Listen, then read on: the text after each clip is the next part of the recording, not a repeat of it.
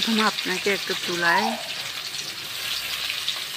দিয়ে সেখানে তেল দিতে হবে। তেলের মধ্যে পেঁয়াজ, রসুন, মরিচ, পাঁচফোড়ন দিয়ে সুন্দর করে ভেজে নিতে হবে।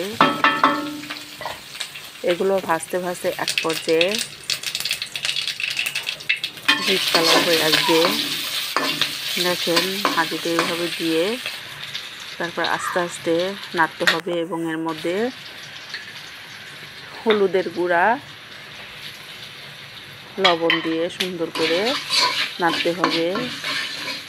এখন একটা ব্রাউন কালার চলে এসেছে। এখন আমরা এইভাবে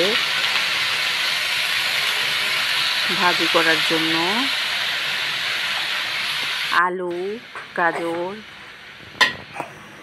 পাতাকপি, মটরশুঁটি দিয়ে সুন্দরভাবে এভাবে ভাজি করব। এই যে ভাজিটা খেতে অনেক মজা লাগে শীতকালীন সবজি দিয়ে, কারণ শীতকালে অনেক রকম সবজি পাওয়া যায়। দেখুন, আর ভাজিটা অনেক সুন্দর দেখাচ্ছে। ভাজিটা আপনি বাচ্চাদের ভালোভাবে খাওয়াতে পারেন এবং